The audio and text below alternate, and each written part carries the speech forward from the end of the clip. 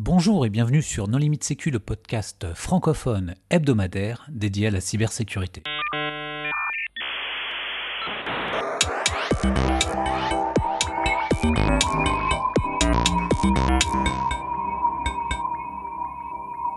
Alors aujourd'hui, nous allons parler de détection de retouches d'images avec Tina Nikuka. Bonjour Tina.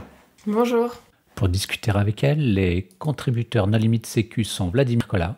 Bonjour. Nicolas Ruff. Bonjour. Et Hervé Schauer. Bonjour. Alors Tina, en préambule, est-ce que tu voudrais bien te présenter ? Alors déjà merci pour l'invitation. Je m'appelle Tina et je suis chercheuse en traitement d'images et j'ai effectué ma thèse sur la détection de falsification dans les images et les vidéos. Alors Tina, pourquoi est-ce que parfois les gens falsifient les images ? Alors il peut y avoir des raisons diverses et multiples, des bonnes raisons comme pour rajouter un peu d'humour dans une image. Je pense que ça vous arrive de vous envoyer des mails avec des photos retouchées. Même des publications sur les réseaux sociaux. Exactement. Même des mèmes, c'est très à la mode aujourd'hui de faire des mèmes et de détecter les mèmes. Peut avoir aussi des raisons moins nobles pour propager de la fausse information. Donc ça, c'est un travail de journaliste et de fact-checker que de détecter ces falsifications-là et donc d'utiliser nos outils. Et peut y avoir d'autres raisons encore plus graves et même interdites par la loi, comme des fraudes à l'assurance ou mentir à la police, par exemple. Tu as aussi tout ce qui est faire des menaces, menacer les gens, du chantage avec des montages genre porno, des trucs comme ça. Tu peux avoir aussi tout ce qui est triche au faux dossier de location d'un appartement. T'as beaucoup de cas d'usage, quand tu modifies tes fiches de paye, des choses comme ça. Effectivement, les cas de pornographie, c'est un bon exemple parce que malheureusement, c'est les premiers cas qu'on a vus avec les vidéos, les deepfakes, on appelle les vidéos hyper truquées. Le premier cas d'usage, c'était pas pour le cinéma ou la télévision malheureusement, mais c'était pour mettre des acteurs connus dans des films pornographiques. Alors tu as réalisé une thèse qui s'intitule « La vie secrète des images JPEG, détection de falsification via les traces de compression ». Qu'est-ce qui t'a amené à réaliser cette thèse ? Alors, bien avant, donc il y a 12 ans maintenant presque, j'avais fait mon projet de classe préparatoire, le TIPE, travaux individuels, je sais plus exactement le terme, sur le watermarking. Alors le watermarking, tatouage numérique en français, c'est le fait de signer numériquement une image ou une vidéo. Donc de la même manière qu'un photographe qui peut écrire en gros sur sa photo propriété de et son nom, là on intègre une signature sur une image partout, mais de manière invisible. Donc ça sert pour tout ce qui est propriété intellectuelle, et typiquement aussi pour dans des cas de jeux vidéo. Moi, c'était ça que j'avais observé. Donc, j'avais 18-19 ans. J'avais vu un jeu vidéo où quelqu'un disait à sa communauté si le premier qui bat ce méchant dans tel jeu, je lui offrirai tant de cadeaux, tant de goodies. Et là, sur son blog, il y a des gens qui ont posté des photos. Et en fait, c'est quelqu'un qui avait volé l'image de quelqu'un d'autre. Et pour savoir que cette image ne lui appartenait pas, on arrivait à récupérer le watermarking, donc le tatouage numérique derrière l'image, et on savait que l'image appartenait à tel individu. Et donc j'ai fait mon projet de TIPE là-dessus, parce que j'ai trouvé cette information assez intéressante. Et ça, c'est assez proche de ce que j'ai fait ensuite en thèse. Et donc quand on m'a proposé ce sujet de thèse, parce que ça commençait à être un peu à la mode, le fait de détecter les photomontages, c'était un peu mon premier amour informatique, donc j'ai accepté. Alors, c'est marrant parce que ça me fait penser à une histoire, je crois que c'est 2011-12 sur World of Warcraft. Je crois que c'est Blizzard qui faisait watermarker. En gros, tu pouvais, les gens communiquaient sur les forums, prendre des captures d'écran, je sais plus la raison exacte, mais Blizzard avait mis des watermarking. En fait, je crois que c'était un ton de couleur, de luminosité en plus ou en moins avec l'ID de l'utilisateur, et dès qu'il faisait les captures d'écran et les publiait, en gros, Blizzard était capable de savoir de qui venait la capture d'écran. Il y avait un truc comme ça, je crois, non ? Et c'est exactement ce jeu vidéo-là. Je n'avais pas... c'est exactement cette anecdote-là. Ça tombe bien. J'en ai une autre si vous voulez. J'ai une autre anecdote assez marrante sur ce sujet. Là, pour le coup, c'est sur de la vidéo. Alors, je vais essayer de pas trop me tromper. Donc, il y a une personne qui travaille pour le monde du cinéma qui, un jour, est partie en vacances. Et donc, a demandé à son voisin de s'occuper de son chat et donc de venir nourrir son chat tous les soirs. Et pendant qu'il s'occupait du chat, le voisin avait le droit d'également de profiter du home cinéma de cette personne qui est donc dans le monde du cinéma, qui devait avoir une pièce immense avec plein de films. Et donc le voisin venait s'occuper du chat et regardait un film.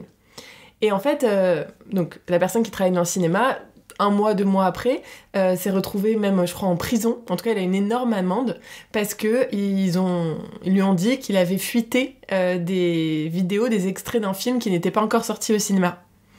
En fait, il s'avère que avant de se faire sortir un film au cinéma, le film est partagé à un jury, comme ceux du Festival de Cannes ou autres. Et ces personnes, elles ont une copie avec nominative de ce film. Donc le film est tatoué avec donc cette fois-ci l'identifiant de la personne.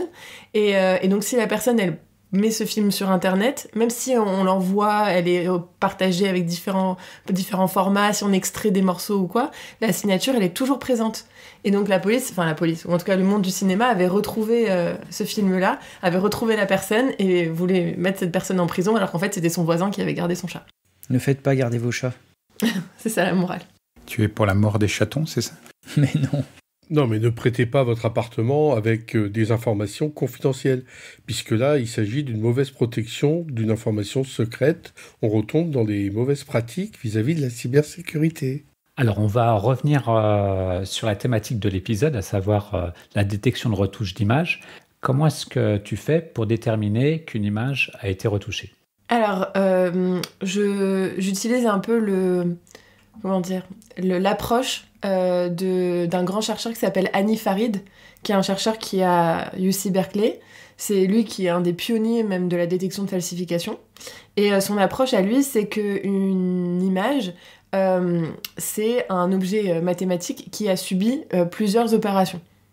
Donc pour avoir le résultat final qu'on a l'habitude de voir coloré, joli, l'image, donc ce qui a été reçu par le capteur quand la lumière est rentrée dans l'objectif, a subi différentes formules mathématiques, différentes opérations qui ont laissé des traces dans l'image. Et ces traces, elles sont pas forcément visibles, mais on peut les détecter. Et moi, je cherche donc à détecter ces traces pour savoir ce qui est arrivé à une image. Et quand j'arrive un peu à savoir, donc vraiment comme mon travail d'enquêteur, ce qui est arrivé à une image, je regarde ensuite localement pour savoir si toutes les parties de l'image ont subi les mêmes opérations ou non. Donc je détecte les anomalies des opérations dans l'image. Je peux faire une analogie si vous voulez. Ah bah avec plaisir. Alors, il y a une analogie plus ou moins glauque. Il y a l'analogie par exemple du médecin légiste, parce qu'en fait mon domaine, ça s'appelle Image Forensics en anglais, mais le terme forensique, en français on dit forensique parce qu'il n'y a pas vraiment de traduction jolie, sinon c'est médico-légal et ça marche pas parce que c'est que pour la médecine. Mais c'est un peu la même chose. C'est les médecins légistes, ils regardent des cadavres, ils analysent des cadavres, nous on analyse des images. Et par exemple, on regarde donc l'image, on veut voir si l'ADN partout de l'image est la même. Si par exemple on observe donc déjà l'ADN, donc ça c'est l'extraction du bruit. On peut faire une analogie avec ce que nous on fait, on extrait le bruit dans une image, c'est un peu comme l'ADN d'un humain. Par exemple, si l'ADN est alien, enfin ce n'est pas un humain, c'est comme un peu les images générées, les nouvelles images qui sont générées, c'est pas des images réelles, c'est pas des images qui sortent d'un appareil photo, donc on peut dire que son ADN n'est pas humain, c'est un martien peut-être, voilà. Ensuite, localement, on regarde cet humain-là, on peut voir que par exemple son foie a 5 ans, alors que l'humain a 30 ans. Là, on peut voir que le foie, donc c'est une greffe, de la même manière à ce que localement, on voit que cette partie de l'image, elle provient d'une autre image qui a 5 ans et pas l'âge du corps global, quoi. Donc c'est vraiment la même approche. Et ça fonctionne même quand on utilise tous les outils de duplication de zones, comme dans Photoshop, là, quand on utilise des petits tampons pour aller recopier une zone vers une autre zone. Et là aussi, tu es capable de détecter ce genre de modification? Effectivement, donc là, pour ce type de falsification, l'analogie ne fonctionne pas, mais ça marche aussi parce qu'en fait, les traces dont je parlais tout à l'heure, c'est des traces qui sont souvent périodiques. Je cherche à les détecter globalement dans l'image, mais je sais aussi comment elles sont censées être. Et donc, quand j'observe une anomalie, si je déplace une partie, par exemple, d'une image, ça va déplacer aussi la trace. Et donc, je vais savoir qu'il y a eu un décalage. Et ces traces-là, ce type de falsification, on le détecte bien. Je vais un peu loin dans mon analogie, mais c'est comme si le foie se trouvait à la place du poumon, quoi. Et quel est le niveau de précision? Est-ce que ça a parfois des faux positifs ou C'est une très bonne question, oui. Malheureusement, la plupart des méthodes qui existent ont énormément de faux positifs. Pas parce qu'elles sont mauvaises, mais c'est parce qu'elles ont été fabriquées pour ne pas faire attention aux faux positifs. C'est vraiment... ça a commencé avec des cartes de chaleur, donc c'est vraiment le but de montrer tout ce qui ne va pas. Et ils ont toujours considéré que ces méthodes étaient regardées par des experts, des analystes, et donc ils ne voulaient pas contrôler leurs faux positifs, alors que pour le coup, nous, dans notre recherche, on fait justement des méthodes avec un contrôle de faux positifs. Vraiment, notre but, c'est d'être sûr, en fait, quand on a une falsification. Et donc, mes méthodes, non, mais l'état de l'art, oui. Quand tu parlais de cartes de chaleur, je pense que c'est ce que... ça fait longtemps que j'ai pas fait de CTF, mais c'est un peu les outils qu'on utilise pour faire des CTF. Je crois que c'est Photo Forensics qui permet de faire ça, où en fait tu as une présentation de la photo qui te montre avec plus de... comme sur une analyse thermique, plus de, je sais pas, de rouge ou je sais pas quoi, sur les zones qui potentiellement ont été modifiées ou altérées. Exactement. Ouais, ok. Et ce que je dis, moi, parce qu'en fait, je donne aussi un cours à des journalistes, justement, pour leur parler de traitement d'image, parce que c'est des gens qui ont eu énormément de cours sur tout ce qui est traitement du langage. Enfin, ils écrivent super bien, mais quand ils écrivent un article, ils l'illustrent aussi, et pourtant, ils n'ont aucune connaissance sur l'image. Donc, c'est bien qu'ils suivent des cours de traitement d'image. Et justement, ce que je leur dis, c'est que ces méthodes-là, elles sont très bien, mais bon, encore une fois, désolée pour l'analogie, mais c'est comme si vous faisiez un scanner ou une radio. Donc il y a plusieurs méthodes différentes, donc on les appelle des filtres, et ces filtres font ressortir des zones différentes, pour des raisons différentes, donc comme le scanner, l'IRM ou la radio. Et pourtant, quand vous faites une radio, vous n'avez pas en sortie cette zone cassée. Vous avez la radio, le médecin va venir, va l'interpréter. Là, ce qu'on fait, c'est qu'on veut pas qu'il y ait un médecin qui vienne interpréter. Il n'y a pas besoin du coup, ce serait moi le médecin, que je sois là pour interpréter. Souvent même, je ne peux pas le faire. On crée un outil, donc un algorithme de détection qui est capable de directement donner un résultat avec une probabilité d'erreur. Et donc, je reviens sur la précision. Tu disais, donc, il n'y avait pas de faux positifs ou j'ai pas bien compris cette partie-là? Alors, les méthodes actuelles, il y a beaucoup de faux positifs. Ah, ok, d'accord. Voilà, nous, en tout cas, dans mon équipe, on travaille sur des méthodes où on contrôle le nombre de faux positifs, donc on essaye vraiment de pas en avoir, ce qui peut déplaire aussi parce que souvent la personne sait où est la falsification, elle utilise ses filtres pour en trouver un qui va sélectionner la zone, pas forcément pour les bonnes raisons, et ils sont souvent déçus parce que si c'est pas la bonne raison, on ne détecte pas. Et nos méthodes, par exemple, on contrôle les faux positifs parce qu'on sait exactement quelle anomalie et de quelle trace on cherche. Donc, en tout cas, nous, on ne travaillera jamais sur une méthode qui va détecter toutes les falsifications du monde. Chaque méthode va détecter un type de falsification. D'accord. Une anomalie de trace, en fait. Mais tu peux les combiner. Exactement. Il faut ensuite les combiner pour avoir des résultats plus ou moins précis, oui. Et pour la précision, c'est aussi important de savoir que certaines méthodes, mais ça, bon, c'est de plus en plus rare, on est quand même proche... par exemple, moi, j'ai des algos qui sont proches à aller 64 pixels par 64 pixels. Donc, c'est aussi proche pour la partie de l'image que je vais sélectionner comme étant fausse, je peux bien la détourer. Et tu as également un moteur de règles qui va combiner ces différents filtres pour déterminer si ce filtre... plus ce filtre et ce filtre-là se sont déclenchés, c'est que donc la probabilité sera plus importante, ce genre de choses? C'est le but, mais pour l'instant, il n'y a pas assez de méthodes... En fait, ça sert à rien de combiner des méthodes qui regardent les mêmes traces. Là, l'idéal, ça serait de combiner des méthodes qui regardent des traces différentes. Bon, alors, si vous voulez, je peux revenir sur la formation d'une image. Une image, d'où le titre de ma thèse, c'est a une vie. Donc, elle a... une vie, par exemple, elle a une étape ça s'appelle dématrissage ou démosaïquage. Donc ça, c'est une étape dans sa vie. Elle a une étape de balance des blancs. Elle a une étape de recalage par rapport à l'optique. Elle a une étape par exemple, à la fin de compression.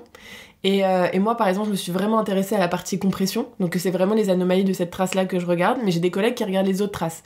Et quand on combine nos méthodes, effectivement, si on a des méthodes qui n'ont pas de faux positifs, on peut les combiner et prendre les probabilités. Mais le problème, c'est que quand on a des méthodes qui ont toujours des faux positifs, on peut pas se combiner à elles, quoi. Donc ça, c'est un vrai problème. Et pour aujourd'hui, on n'y est pas encore. Mais c'est vrai que l'idéal, ça serait j'espère bientôt, avoir que des méthodes fiables, pouvoir les combiner pour avoir toujours au moins un résultat. Concrètement, ton outil se présente sous quelle forme? C'est un code open source? C'est une API web? C'est un code attaché au résultat de ta thèse? Alors, dans le cadre de ma thèse, j'ai rencontré le responsable du Media Lab de l'AFP, qui s'appelle Denis Tessou, et qui a créé un plugin gratuit qui est utilisable sous Google Chrome, entre autres, qui permet de vérifier des images et des informations sur les réseaux sociaux. Et donc l'outil est gratuit, et à l'intérieur de cet outil, il y a plein de choses différentes. On peut retracer des tweets, on peut faire de la détection de texte dans les images, etc. Mais on peut également aussi appliquer ce filtre de détection de retouches sur les images qui sont sur Internet. Et mon algorithme fait partie des méthodes qui sont disponibles dans l'outil. Et sinon, nous, tout ce qu'on fait, c'est open source. Enfin, en tout cas, moi, tout ce que je fais, c'est open source. Et je publie également dans un journal en ligne qui s'appelle IPOL, ipol.im, donc de traitement d'images, où comme un journal de sciences classique, il y a un article qui explique bien la méthode, mais là qui explique vraiment la méthode. C'est pas, on est là même pour donner tous les défauts de la méthode, bien expliquer toutes les limitations, tous les exemples, etc. Et c'est accompagné d'un code, un vrai code qui est de la même manière que l'article est révisé. Donc il y a vraiment des éditeurs et des réviseurs qui vont regarder l'article, qui vont comparer pour voir si ce qui est dans l'article, donc il y a un pseudocode dans l'article, correspond exactement au code source. Et en plus de ça, il y a aussi un petit onglet sur le site pour chaque méthode où il y a une démonstration en ligne, donc les gens peuvent tester avec leurs propres images les algos et avoir le résultat de la méthode. Donc c'est vraiment tout science ouverte, gratuite, libre, tout. Et donc c'est quel type de code? C'est quoi? C'est du Python Ça dépend. Moi, par exemple, je code en C, mais typiquement pour l'AFP, donc pour l'intégrer dans leur outil, il fallait faire, je sais pas si j'en ai détail, il fallait faire un binding Python parce que eux, ils parlent Python, quoi. Et alors, comment s'appelle le plugin qui est utilisable dans Chrome? Invid WeVerify. W-E-V-E-R-I-F-Y. Et pour ce qui concerne le résultat de tes outils, est-ce que ça surligne une zone ou est-ce que ça te donne une probabilité? Ça ressort effectivement par-dessus l'image, ça met en bleu ou en rouge, en une petite couleur, les parties qui sont des anomalies par rapport au reste de l'image. Et effectivement, dans l'outil de l'AFP, on sort que le résultat final, alors que par exemple sur IPOL, comme c'est un journal scientifique, il y a aussi les étapes intermédiaires pour ceux qui veulent comprendre la méthode, parce qu'il y a forcément des étapes intermédiaires. Est-ce que tu as des exemples du coup d'utilisation de ton plugin dans la vraie vie? Enfin, tu parles de l'AFP, etc. Est-ce que des gens l'ont utilisé récemment sur des sujets qui ont fait l'actualité et ont réussi à ressortir des informations utiles? Oui, alors déjà, avant, au début de ma thèse, même ce qui m'a vraiment motivée à m'intéresser j'étais intéressée par l'actualité, mais vraiment où j'ai vraiment compris qu'il y avait un lien direct entre mes travaux de recherche et l'actualité, c'est il y avait eu un cas de fausse information au sujet d'une jeune lycéenne américaine qui s'appelait Emma Gonzalez. Elle avait été témoin malheureusement de la mort de dizaines de ses camarades lors d'une tuerie dans son lycée en Floride. Donc arme à feu, etc., par un jeune qui s'est ramené avec son arme à feu. Et ensuite, elle a été l'égérie de tout ce qui est campagne contre les armes à feu.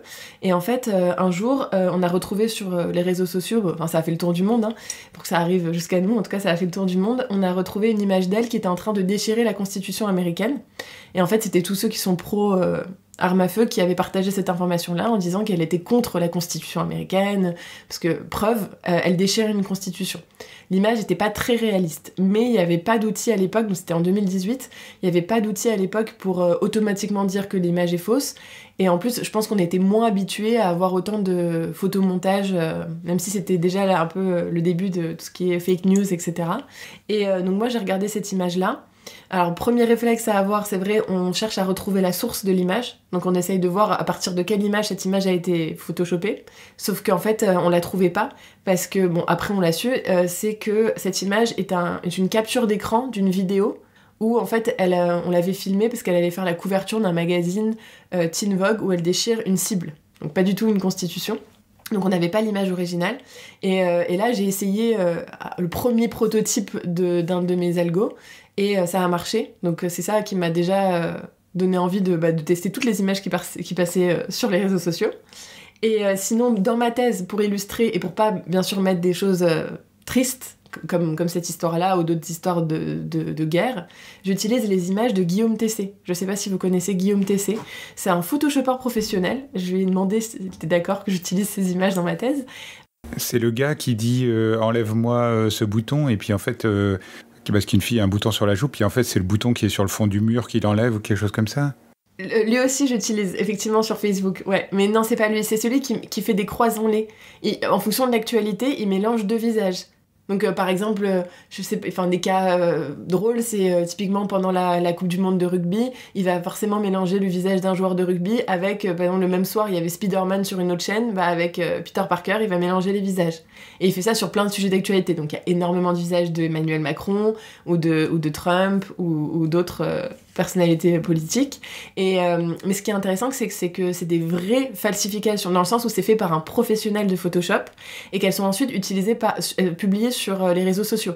Parce que le problème de certaines méthodes aussi, c'est que tout de suite, quand on fait des images, on les met dans la vraie vie, c'est-à-dire publiées sur les réseaux sociaux, donc l'image est compressée, parfois la taille change également, et ben les méthodes ne marchent plus. Et donc là, vraiment, moi, ça me fait une base de données immense, parce qu'il fait ça quand même tous les jours, j'ai l'impression, d'images cas réels, donc vraies falsifications, où je peux tester mes méthodes, donc ça, c'est pas mal.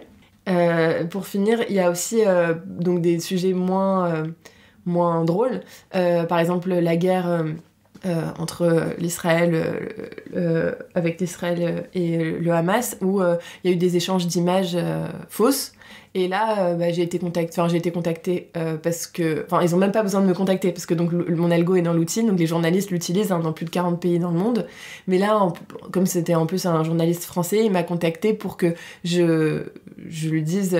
pourquoi ma méthode s'était justement allumée et avait détecté les falsifications, parce que je peux expliquer plus que simplement le filtre qui est dans le plugin, hein. Je peux vraiment, comme je vous l'ai dit, retracer un peu l'historique de l'image, et donc j'ai analysé moi, en plus du résultat du filtre, l'image, et je lui ai donné une explication un peu plus complète qu'il a mis dans son article de fact-checking. Ouais, effectivement, le gars auquel je pensais s'appelle James Friedman, et il faut absolument aller voir son compte Twitter. Tu as d'autres usages, alors tout à l'heure on parlait de falsification de documents un peu moins rigolo que des photos parodiques. Tu as des assurances, des banques, des entreprises de ce type-là qui utilisent ce type d'outils, tes outils, pour essayer de détecter des faux, comme je parlais tout à l'heure, de faux dossiers pour des appartements, des locations, des choses comme ça? Pas que je sache, peut-être que oui, mais actuellement non. Mais j'ai déjà discuté effectivement avec des entreprises d'assurance, des grandes boîtes de téléphonie et autres aussi. Parce que, on s'en doute pas, mais les images aujourd'hui, c'est vraiment utilisé partout. Donc toute personne qui effectue un acte aujourd'hui prouve son acte en prenant une photo. Et donc souvent on est payé à l'acte. Donc là, je vais pas rentrer dans les détails de l'entreprise, parce que là tout de suite on va savoir de quoi je parle. Mais on est souvent payé à l'acte, et il y en a qui s'amusent à s'envoyer des photos sur des groupes WhatsApp, et donc demander à être payé plusieurs fois pour le même acte, en changeant par exemple... Le numéro de dossier qui est sur l'image, quoi. Donc c'est vraiment pareil, c'est comme le document pour avoir un bien immobilier ou à la banque ou quoi, c'est du texte, c'est très facile à copier-coller, et ça, c'est apparemment fait très souvent. Comme en cybersécurité, les SOC qui sont facturés au ticket et qui ouvrent des tickets pour ouvrir un ticket. Voilà. Et est-ce que tu as des pistes pour améliorer encore ces algorithmes ? Alors oui, j'ai pas mal de pistes pour améliorer ces outils, parce que aujourd'hui, donc, c'est même vous les avez trouvées tout seul, la piste, parce que aujourd'hui les méthodes elles sont quand même rangées par famille de traces, etc. Mais elles sont pas du tout combinées. Alors pas forcément combiner les résultats déjà. Juste pour pas forcément combiner les cartes de chaleur ou les probabilités, etc. Ça, c'est déjà fait un peu. Mais bon, les tares d'une méthode se propagent malheureusement. Là, ce serait plutôt combiné étape par étape, parce que par exemple, le travail que moi je fais en tant qu'enquêteur, entre guillemets, c'est personnel, hein, j'ai ma procédure personnelle. Moi, quand je vois une image, j'aime bien appliquer des choses dans un ordre précis. Et je pense que cette tâche-là, déjà, pourrait être automatisée, parce que par exemple, je vais pas appliquer un algorithme... l'algorithme numéro 4, je vais pas l'appliquer si en fait avant j'ai vu que l'image était de trop mauvaise qualité.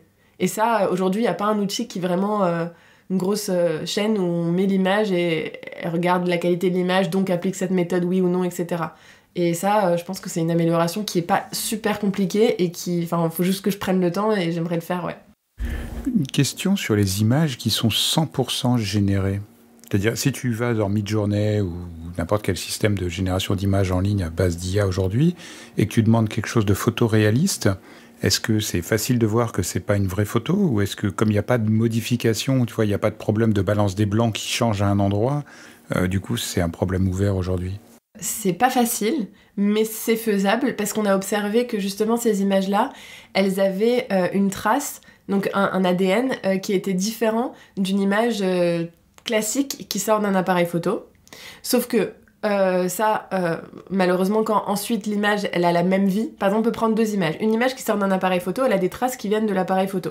Ensuite on a une image qui sort de Midjourney, et à cette étape-là, donc là on est juste sur notre ordinateur, on peut comparer ces deux images et voir qu'il y en a une qui a des traces donc d'humains, enfin des traces d'appareil photo, et une autre qui a des traces...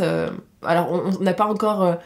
Enfin si, on peut même dire souvent de quelle méthode d'IA ça vient. C'est Midjourney ou DALL-E ou Firefly, etc. Mais le problème, c'est qu'ensuite, ces images-là, elles sont partagées sur les réseaux sociaux. Et donc, elles peuvent avoir, à partir de ce moment-là, la même vie. Donc les deux images peuvent être envoyées sur WhatsApp, puis par mail, puis recadrées, etc.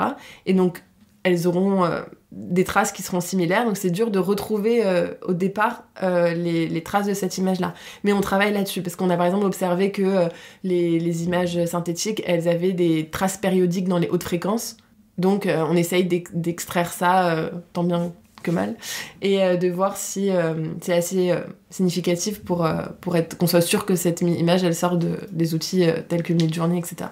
Et pour la vidéo, du coup, c'est un problème qui est complètement différent parce que les optiques de caméra sont différentes et il y a des problèmes de keyframe, de compression, etc. Ou est-ce que c'est un problème qui est relativement similaire ? C'est différent parce qu'il faut tout refaire, mais la même approche fonctionne.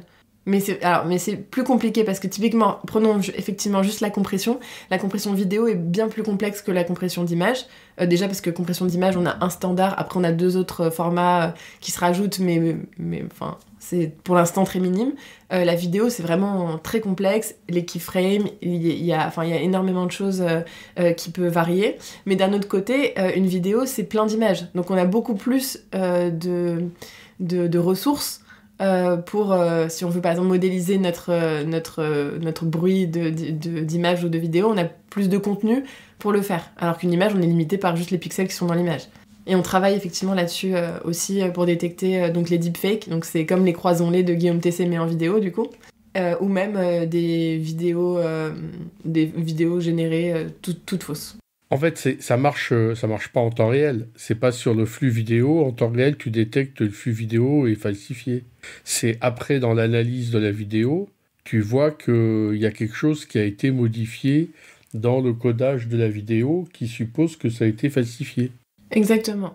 Ouais, mais comme tout le monde rajoute des trucs dans les vidéos, comme cette vidéo a été téléchargée sur tel site, enfin, tout le monde rajoute des trucs sans arrêt sur les vidéos. Elles sont toutes falsifiées, en fait, les vidéos. Alors, dans les métadonnées, pas dans la vidéo... Si, parfois, t'en as qui rajoutent leur logo. Ah oui, bah ça, on le détecte aussi. Mais tout le monde, lorsque quelqu'un télécharge une vidéo... automatiquement, le site, il met cette vidéo a été téléchargée sur tel site à l'intérieur de la vidéo. Mais dans quel site vous allez ? Non mais t'as vu ça où toi, Hervé ? Non mais par contre sur des DivX, enfin DivX ça s'appelle plus comme ça aujourd'hui, mais des films Juarez, t'en as certains qui savent que ça vient d'une origine avec watermarké, et tu vois certaines zones qui sont floutées parce qu'ils savent que le watermarking il est à cet endroit-là, donc ils le floutent, ce qui fait que ton film, t'as une petite zone qui est un peu floutée, c'est un peu dégueulasse, mais bon. Enfin, j'ai lu ça sur Wikipédia, hein, tu vois, jamais je ne téléchargerai de films. Il y a énormément de vidéos avec une petite zone floutée, oui. Bah ça, c'est parce qu'ils ont fait un watermarking visible, alors qu'on peut faire des watermarkings invisibles. Donc là, les gens, ils sauraient même pas ce qu'ils doivent flouter. Et donc, le problème serait résolu. Bah voilà, faut leur dire... Ok, Tina, est-ce que tu voudrais apporter le mot de la fin ? Il ne faut pas croire ce qu'on voit. Jamais. Ok, sur ces messages pleins d'espoir, Tina, merci beaucoup d'avoir accepté notre invitation. Merci aux contributeurs. Chers auditeurs, nous espérons que cet épisode vous aura intéressé et nous vous donnons rendez-vous la semaine prochaine pour un nouveau podcast. Au revoir. Au revoir. Au revoir. Au revoir.